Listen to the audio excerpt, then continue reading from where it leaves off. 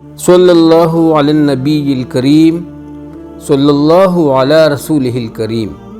عامر شعبی نے کہا، ایک شخص حضرت عبداللہ بن عمر رضی اللہ عنہما کے پاس آیا جبکہ ان کے پاس اور کچھ لوگ بھی موجود تھے۔ وہ بھی ان کے پاس بیٹھ گیا اور کہا، مجھے کوئی ایسی بات بتائیں جو آپ نے رسول اللہ صلی اللہ علیہ وآلہ وسلم سے سنی ہو۔ تو حضرت عبداللہ بن عمر رضی اللہ عنہما نے کہا، میں نے رسول اللہ صلی اللہ علیہ وآلہ وسلم کو سنا، آپ صلی اللہ علیہ وآلہ وسلم فرماتے تھے، مسلمان وہ ہے جس کی زبان اور ہاتھ سے دوسرے مسلمان محفوظ ہوں، اور مہاجر وہ ہے جو اللہ کے منع کیے ہوئے کاموں سے باز رہے۔ سنن ابو داؤد حدیث نمبر 2481۔ حضرت عمران بن حسین رضی اللہ تعالیٰ عنہما کا بیان ہے، رسول اللہ صلی اللہ علیہ وآلہ وسلم نے فرمایا، میری امت کا ایک گروہ ہمیشہ حق کے لیے قتال کرتا رہے گا اور وہ اپنے مقابل آنے والوں پر غالب رہیں گے، حتیٰ کہ ان کا آخری گروہ مسیحی دجال سے لڑائی کرے گا۔ سنن ابو داؤد حدیث نمبر 2484۔ حضرت ابو امامہ رضی اللہ عنہ سے مروی ہے کہ ایک شخص نے رسول اللہ صلی اللہ علیہ وآلہ وسلم سے سوال کیا اور اجازت مانگی کہ مجھے سیاحت کی اجازت مرحمت فرمائیں۔ نبی صلی اللہ علیہ وآلہ وسلم نے فرمایا، بلا شبہ میری امت کی سیاحت جہاد فی سبیل اللہ ہے۔ سنن ابو داؤد حدیث نمبر 2486۔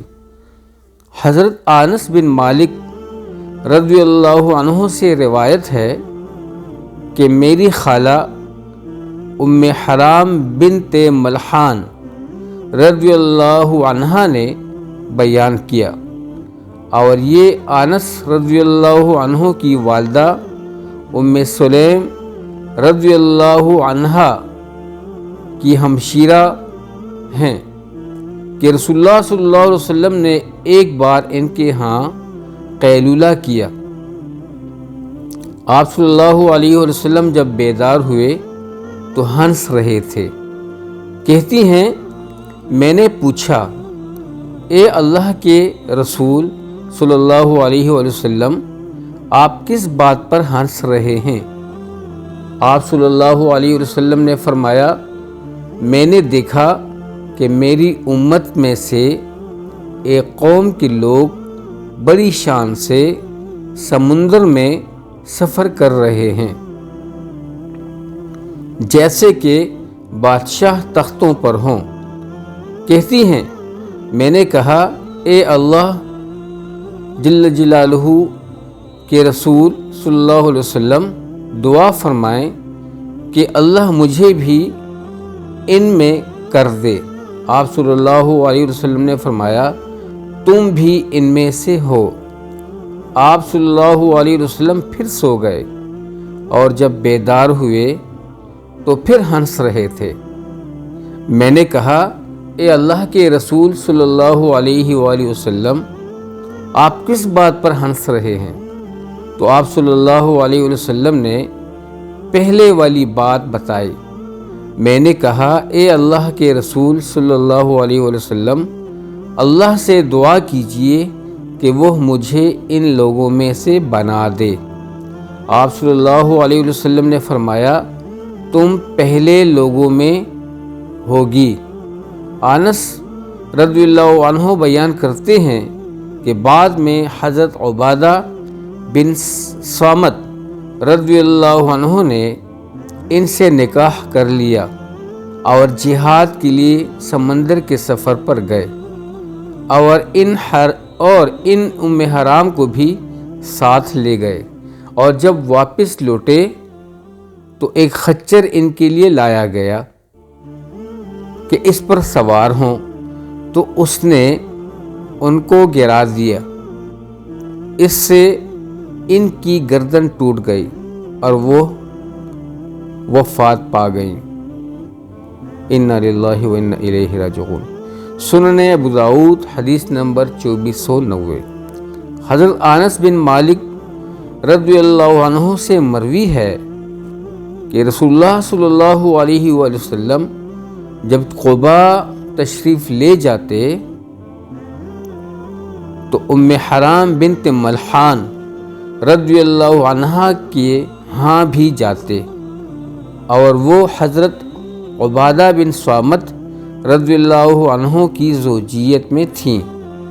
آپ ایک دن ان کے ہاں تشریف لے گئے تو انہوں نے آپ کو کھانا پیش کیا اور پھر بیٹھ کر آپ کے سر سے جوئیں تلاش کرنے لگیں، اور یہی مذکورہ حدیث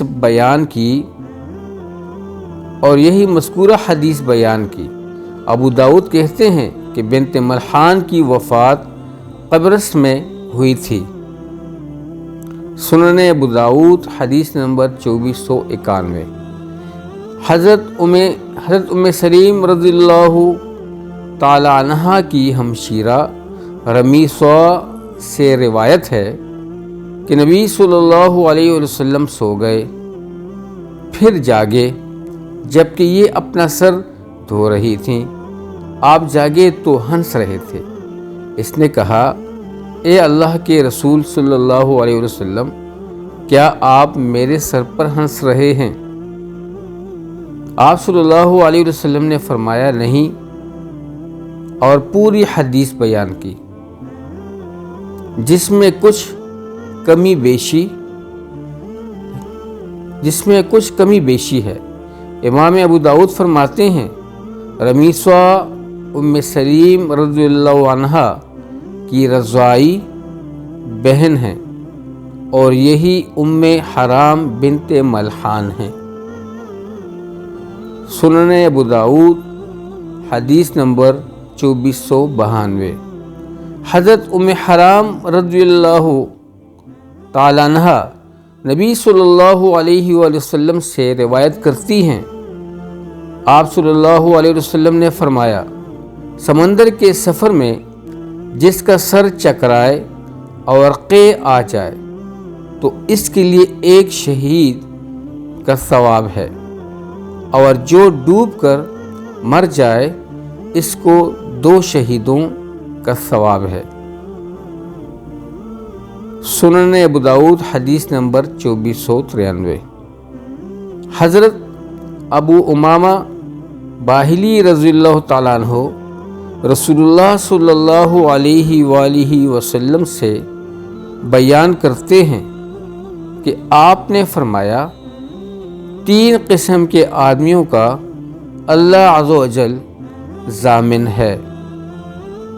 جو شخص اللہ کی راہ میں جہاد کے لیے نکلا تو اللہ اس کا ضامن ہے، حتیٰ کہ اگر اس کی وفات ہو جائے تو اس کو جنت میں داخل کرے گا، یا اجر و ثواب اور غنیمت کے ساتھ واپس لوٹائے گا۔